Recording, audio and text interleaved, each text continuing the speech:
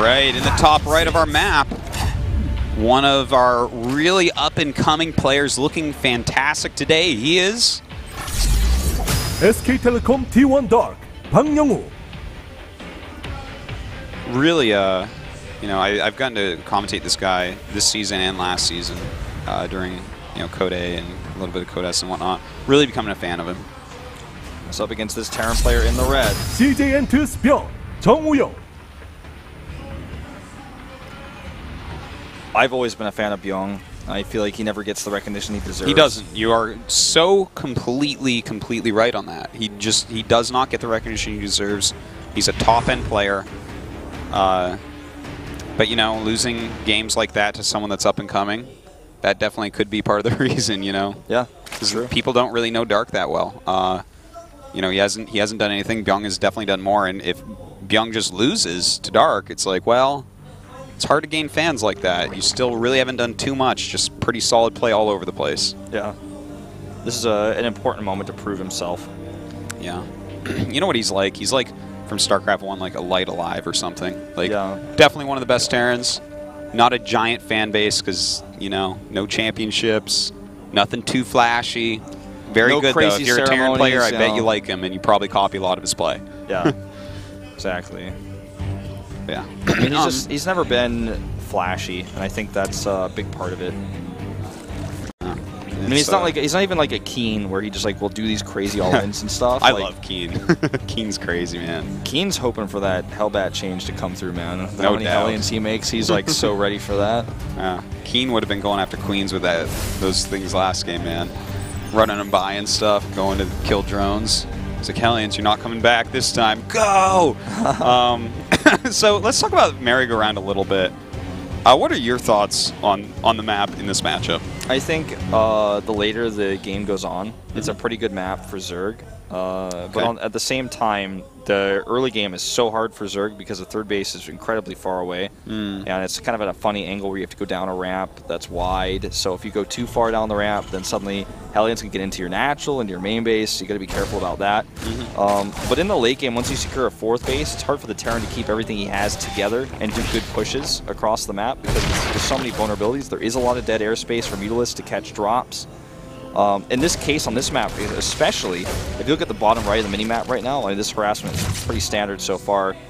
If you look at the bottom right, you can see there's a lot of area down there where the medevac gets spotted or caught out there. You can't just like drop his Marines and try to save the dropship to fight the Mutalisks. You can't do that. Okay. And even like in between, just like below Dark's main base, there's some area there as well where Mutalisks can catch drops. Okay, so I see what you're saying. In my opinion on this map, and again, guys, these maps are like really new. We haven't gotten to see them too much yet. You know, this is the first season of WCS and GSL where they're being played. So still kind of, everyone's kind of still figured them out. But in my opinion, this is a very good map for TVC. Tell me why. You know, that the third base, of course, it is pretty wide open, right?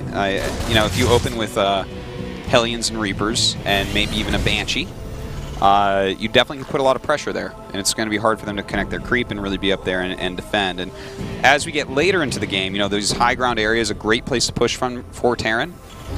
Going through the center of the map, you can cut the map really easily and just kind of utilize that center area to push into wherever the Zerg is expanded to. So, you know, and especially from the games I got to commentate and watch at DreamHack, I really did feel like this is a good map for TVZ overall. Okay.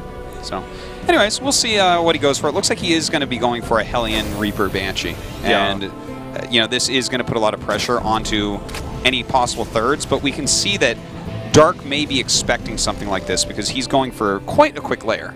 Yeah, he's going to have detection easily in time for the Banshees. He just needs to make sure he doesn't mess up his control. He has a very late third base with this, like, super safe. Basically as safe as it gets. I think he's actually rushing to mutas right away, knowing that on this map, the optimal build likely is something very much like what we're seeing. And in fact, he even scouts it. So he should be actually quite happy with the strategy that he's chosen here because, you know, one thing that Banshees, Reapers, and Hellions all have in common is they don't shoot up. That's true. That's very true, Artosis. And Mutalisks have fun fighting against them. He's already, like, denied this pretty well. Really good control from both sides, I have to say. Quite liking it. This is a good scam. Yeah, definitely.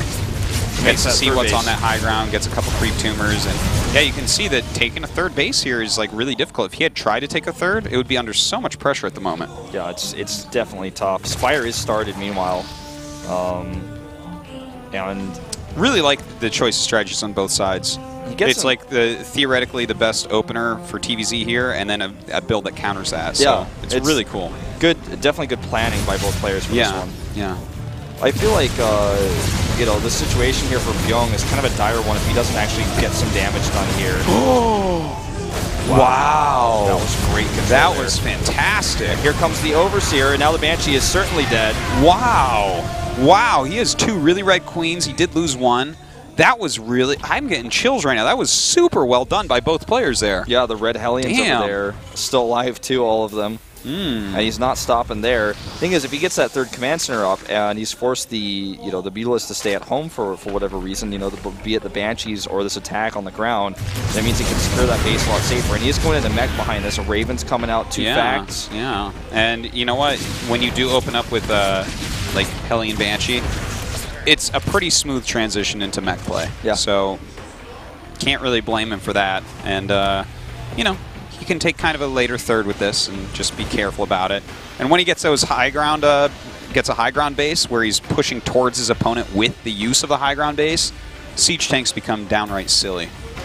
Just laughably silly when they're sitting on the edge of your high ground base, pointed towards Zerg. Like, are they going to break that? I don't think so. Probably not. Well, it's going to be difficult, that's for sure. Well, I mean, at this point, something else to consider really is that with this type of Mutalisk opening, he defended everything that was thrown at him, right? But there's a third base coming up here for Byung, and he's going to have a lead in economy. He's already basically closed the gap in workers. Yeah. And so that means that, I mean, 3 base against 3 base with a late third base for the Zerg is not a great spot. He's going to have to use an auto turret here to try to get his turrets up. That was close. Barely getting this one up in time, but the Mutalisk still find an angle here. You know, as you say, Wolf, there are some problems with 2-base Muta openers. His third base is ridiculously late for the matchup. Oh, he actually snipes that Raven. I actually really like that choice. But, like, train 1 Muta for a Raven at this point. Really nice. But, yeah, this third base is super late. His economy is going to be a little bit behind, likely. So he's going to have to do some work with those Mutas. He's going to have to force out as many anti-Muta units and structures as possible while delaying the landing of the third command center. And that's going to be some of the ways that he actually catches up. Because then he can maybe get a compositional advantage by having units that are good against things like Thors and Vikings. And, you know, obviously by slowing down the base, it makes his third a little bit less weak in comparison. Right. And what's interesting to me is we actually have an upgrade for not only the ranged attack, but also the melee attack, and no carapace upgrades. So he's getting 1/1 for Lings and Roaches. Well, I actually really like that. That's cool, because if you think about it, mech doesn't give a crap about your armor, because all the mech units just do huge amounts of damage. True. So, like, armor makes very little difference against mech compared to what it does against bio. Mech shoots slow, big amounts rather than quick, small ones. Yeah. So that's a really good choice. It's going to allow him to actually be kind of a more aggressive player as well, because he can get in and do damage. He's not looking for his units to live a long time necessarily. Well, he's adding a lot of Roaches here. Roach speed is about to finish. It doesn't look like he's geared up to hit any sort of timing. He just wants to build a good composition. And he's actually getting some real nice damage done with such a small Mutalisk count. Yeah, the thing is, you don't, like, we do see some players like Leenock, for instance, and a few other Zergs that actually like to go Muta against mech, and we may see a transition to Muta later on for sure, but, you know, he doesn't actually need a lot. He just needs enough to be annoying and force out these anti-Muta units, and the thing is, there are a lot of anti-Muta units. There's like a bunch of Thors and Vikings and stuff, and that means less to stop these Roaches.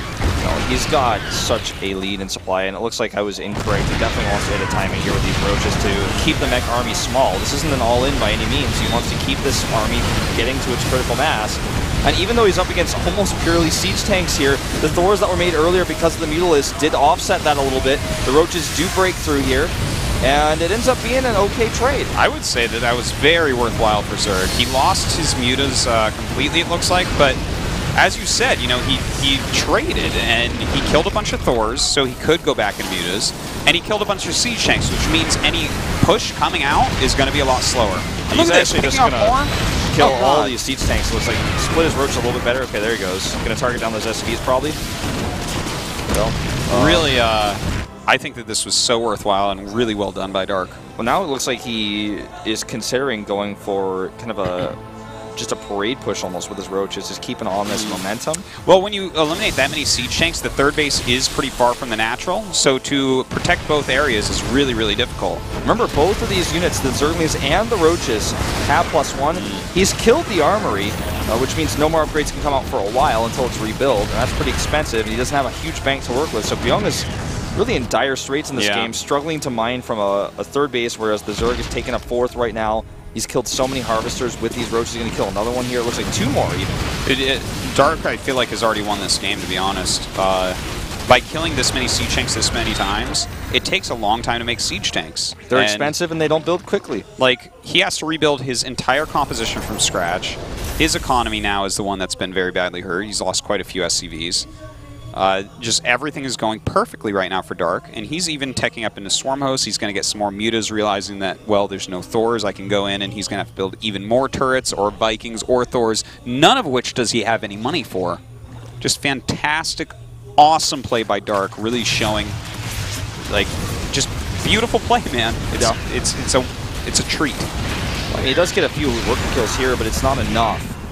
And I like this choice because he's like, oh, I barely have any money. What's cheap that I might be able to get something done with Hellions? Oh, man. Well said. I mean, with mech, generally, you're looking to trade minerals for minerals against Zerg. Just minerals for anything because you're so based on gas with the mech composition. But, like, in this case, that trade wasn't good enough because he's so low on minerals himself. He's having a hard time. He doesn't have that third base up. He's lost SCVs. This is actually, for me, an example of why I like this map for Zerg. Just it's so open. It's so easy to rip a Terran apart if you see blood in the water, attacking into these locations. You know, it gives Marines, in a sense, the chance to split and split against the Baneling type compositions. But in this case, especially with mech, I feel like if you get spread too thin, it's just so good for the Zerg to just come crashing in. Well, certainly he was spread too thin, and Zerg certainly did crash in and kill him off. But, you know, I think Dark is playing like some inspired games here, really showing just how solid of a Zerg player he is. And really showing why we were kind of hyping him up a little bit at the beginning, like how good is this guy right now? And he's obviously extremely good and great shape. Look at his Overlord spread and his creep. He has almost every part of the map zoned out, so no drops are getting past him. Obviously, he's up against mech, so drops are less likely, but not even like a Hellbat drop or a Hellion drops are getting through. No Banshees are sneaking by to snipe a base. It's not happening. And, you know, like, you got to remember as well, with all this creep spread and sending all these Overlords everywhere, that it was a Hellion opener against a 2-base Zerg, so, like, he had no creep spread for a very long time. So this is pretty solid, I would say, especially considering he's been attacking almost all game long. He has no siege tanks because he's so scared about that possibility of a mass Mutalisk switch, and these Thors are not going to be able to burst down the Locust very quickly, so suddenly this Swarmos transition, you know, sometimes it's best to always donate that lucky Swarmos at the beginning, but the Locusts are going to be a big problem here. Well, they certainly are. That's not something that he can walk out and kill too easily right now. He's got 15 of them in total, so it's only going to get worse here. But this Hellion run by is pretty massive. It's not just a small group of Hellions anymore. Well, he actually turned around and came home. He may decide to unsiege everything and try to push the Swarm Host back a bit. It's so risky, though. It is. But if it doesn't work, he gotta loses the game. But if he doesn't do it, he might just lose the game anyways. Yeah. Going to donate one more Swarm Host. Keep that luck going. Yeah, he's feeling really nice. He's feeling really quite polite. Well, I mean, this is a scary Viking situation. Yeah. And you know what? I mean, Byung he's getting a higher and higher supply count. He's getting more and more siege tanks, and you know, siege tanks after a certain number really do very well against Locust, but eventually he'll, I mean, if this game goes really long, which it looks like, unless Byung like screws up moving out, it'll probably go quite long. He's going to eventually have to get Ravens out for point defense drones, because that's really how you counter mass swarm hosts. Yeah, I mean, he can't sit back forever. Not even reality can always do that. You know, he's going to eventually have to take some more bases, get some more mining, because Dark has almost the whole north part of the map. When that base to the 9 o'clock finishes, he will. Then he can start taking these bases. You even saw that silhouette of a hatchery. He's going to go ahead and take this base and give him a forward location to work from, to reinforce from, and it's also just going to be something he mines from. Well, here we go. We do have Byung moving forward at the moment. These Vikings and Thors doing a great job of zoning out any mutas and killing off any overlords.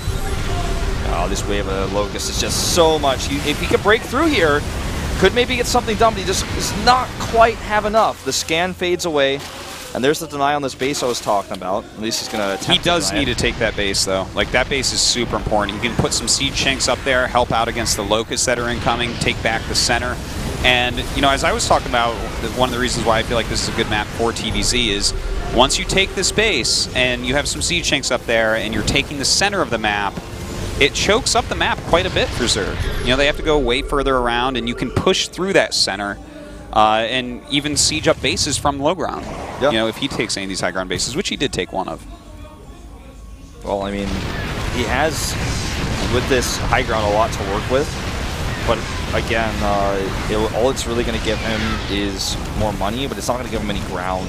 And now it looks like he's starting to push forward here. He needs to do things like this. He's bringing a few SCVs to repair too. But that's a lot of Locusts coming across the map. That's 50 Locusts per wave with 25 Swarmos. He does lose one, so it goes down to 24, but that's a lot of Locusts. So many Locusts, 48 per trip now. Yeah, he's just got to be careful. He can't lose them, but the thing is, they can just get up and run away when the siege shanks are coming. And every wave right now is killing off units. Like, he lost a Thor last time. This time, looks like he doesn't lose anything, but definitely takes damage on everything. Yeah, and he lost like 1 or 2 Hellions. Anything that he loses counts. And if you know, if he moves up to try to kill these, then the Swarmos just walk back. Yeah. But I mean, he still needs to do that, right? But he just still doesn't quite have what he needs to move that forward without Ravens, I would say. And Ling's even here at the front doing some extra damage. Now really picking up another Thor. 2 Thors go down this time, and a lot of Hellions going down here as well. Something he can't really afford to replace right now. This is super tough, and you know what else on top of this? He just popped out a bunch of infestors. Gonna even throw some eggs up. Yeah, extra range damage here, just bursting these units down with every single wave. And they can also help zone out against the Vikings. Yeah. Which Vikings are there, I think, as kind of like a pre-Broodlord transition. He's expecting that to be maybe one of the next steps. Well, you know, when you do go from mech, if you don't have Vikings, Broodlords can absolutely ravage you. So definitely helpful in that regard. Good against mutas as well. We do see a lot of mutalist tech switches in this matchup when it is against mech. So just kind of, you know, being careful about all that. You can't build mech units very quickly, so it's hard to counter things once they're already out. You have to pre-counter, kind of. Yeah. Well, I mean, he has 2 Ultras on the map to tank a little bit. I'm not sure how well those are really going to work out in this composition because they'll probably get bursted down. But it looks like he's going to try to come over here with the Infestors, maybe? Well, if he can push all the way through the center, maybe he can get something done, Wolf. A lot of bases, though, are up for Dark. He's getting quite a big bank, whereas Byung having a hard time. He's not even maxed anymore. A little bit of a bank, but that's, of course, going to be spent to remax himself out. Yeah, it just takes so long. More Infested Terrans being dropped here to tank the fire. So they can come in here with the Ultralist. The Locust tanking a little bit as well. Even now having these Queens for transfuses. Almost unlimited transfuse energy here. Really, really liking this. And he's going to push his way through. Locust on the right side picking off some of those Thors as well. Really nicely done there. Breaks back quite a bit for Byung. And the thing is, even though you look at that and you might say, oh, you know, Byung still kind of crushed all those Ultras and Queens and whatnot. That's okay. Like, even if Dark is trading inefficiently, if you just count the bases, he has more money. So he does. And he's allowed to do something like that. He keeps the siege stain count out of that critical mass, or that safe mass, where he can defend against Locusts. And then once that happens, every single Locust wave starts to do damage. And even Ling's coming in here. I love that he's bringing in Lings right behind the Locusts, because the Locusts have a lot of hit points and take a lot of tank shots, and then, you know, as the Locusts are taking those shots, the Lings actually can close the distance. It's fantastic play by Dark. He's really so good. Well, let's see, I mean, how many more waves is Byung going to be able to take here? Like, the fundamentals of this Zerg, just the way that he's doing everything. Look at this. See these Lings?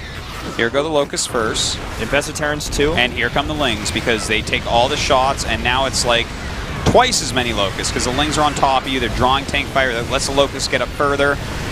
God, Dark is seriously. By the way, these killed tanks before they started to kill these SCVs. Like that's not just some SCV harassment. He actually killed several siege tanks, which further hurts. And these Vikings, like you said, he has to kind of pre-counter with them. If he doesn't have the Vikings, Broodlords are killing him, but the Vikings are dead supply, dead money right now, not useful.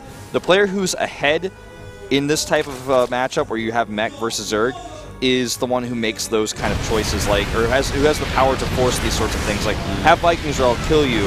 That's what the player who's ahead says. You know, Byung, I do have to give him some credit here because we're talking a lot about Dark and how well he's playing. But at the same time, Dark got way ahead early on with a very intelligently done build. He kind of like blind countered what he figured Byung would do because it's the best strat for the map, at the moment at least. And Byung still fought back very well. Like, he maxed out, he got up to 4 bases, you know, he had some good upgrades. It's just Dark like did everything correct after, you know, he got way ahead. Yeah, if you make mistakes against mech, since it's such a powerful composition, it can really cost you. If you make one wrong engagement or you commit in one wrong place, or you don't move your Stormhost back and they all get killed by a scan and a big Terran army, then it's quite vicious, really, the consequences. But I feel like, you know, in this game, the transition has been so smooth that what else could Byung have done here? He just didn't get any ground. The only ground he ever took was that 4th base, which didn't help him at all. Yeah, GG there. You know, he had a hard time when that Roach attack came. That was really the turning point in this game, I would say. But, you know, Dark just did everything basically completely right in this series. He played really a fantastic series. Byung, you know, a few mistakes here and there, but that's all it takes. That is all it takes. That is all it takes. So we are actually going to have Zest versus Dark in our winner match, Zerg versus Protoss. It should be a really good match. You know, Zest, obviously, yes, he's a champion. He's playing fantastically. But Dark, I believe before this, he was impressing us specifically in ZVP, right? Yeah. I'm pretty sure that was the match where we're like, oh, wow, he's playing this very well. Yeah. So we'll see how he does. I think that this could be great. What's cool about it is it's 2 different matchups for both players than what they played before. Yeah. So we get to see both matchups now. So we get to see going from a PvP into a PvZ and going from a ZVT into now a ZVP. Before we have this, though, we are going to have a 5-minute commercial break. So we'll be right back.